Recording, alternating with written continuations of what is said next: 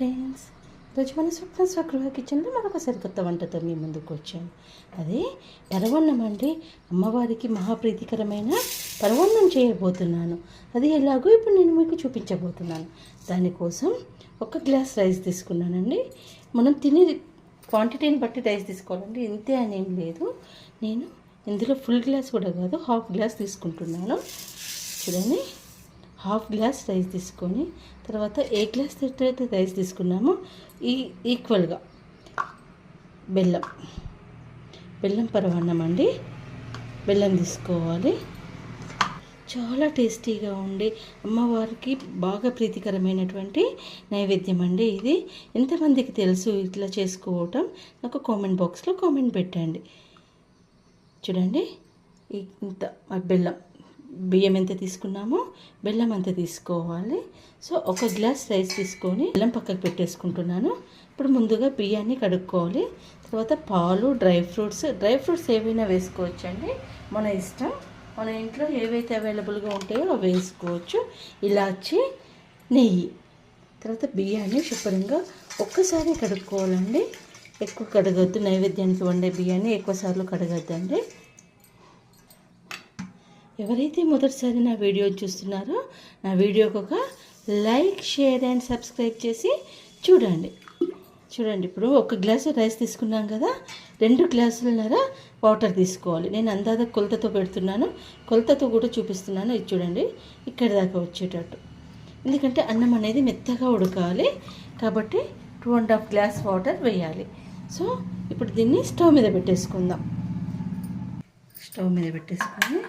Stove on చేసేసుకొని normal ఫ్లేమ్లో ఉడకనిద్దాం. మంచిగా ఉడకాలండి, అన్నం అనేది మెత్తగా కావాలి కాబట్టి ఒక 10 నిమిషాలు ఉడకనిద్దాం. చూడండి, మనకు అన్నం అనేది ఇలా ఉడుకుతుంది కదా, 80% ఉడకాలి అన్నం. చూడండి, ఇలా అంటే మెత్తగా కావాలి. ఇలా మెత్తగా అయిపోయినప్పుడు ఇందులో వాటర్ మొత్తం తగ్గిపోతాయి. చూడండి, అప్పుడు పాలు పోయాలి. పాలు అనేది ఇంత అని కొలత లేదండి, మన ఇష్టం, మన టేస్ట్కి తగ్గట్టు పాలు ఎన్నైనా పోసుకోవచ్చు. పాలు మీద మీగడ ఉంటుంది చూడండి, అది కూడా వేసుకోవచ్చు, బాగుంటుంది అది వేస్తే. ఇంకా తర్వాత బెల్లం ఇప్పుడే వేయాలి. బెల్లం అన్నం ఉడికినాకే వేయాలండి. అన్నం ఉడకక ముందు బెల్లం వేస్తే బియ్యం అనేవి అలాగే నిలబడిపోయినట్టు మెత్తగా కాకుండా ఉంటుంది. ఇప్పుడు ఇట్లా అన్నం అయినాక బెల్లం వేస్తే మెత్తగా టేస్టీగా బాగా వస్తుంది అన్నమాట.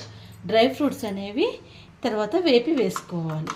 సో ఇప్పుడు బెల్లం కరిగి అన్నం అంతా దగ్గరికి వచ్చేదాకా ఉడికించుకుందాం. చూడండి, ఇలాచి పౌడర్ వేసేసుకోవాలి. ఈ స్టేజ్లో వేయడం వల్ల ఏంటి అంటే అన్నంలో మంచి ఫ్లేవర్ వచ్చేస్తుంది. ఒక 3 ఇలాచీలు దంచి పౌడర్ చేసి వేసుకున్నాను. లాస్ట్కైనా వేసుకోవచ్చు, కానీ నేను ఈ స్టేజ్లో వేస్తే రైస్కి కూడా మంచి ఫ్లేవర్ వస్తుందని వేసాను. ఇదంతా దగ్గరికి వచ్చేదాకా ఉడికించుకుందాం అండి. మన అన్నం అనేది దగ్గరికి వచ్చేసింది. ఈ టైంలో మనం నెయ్యి వేసుకోవాలి.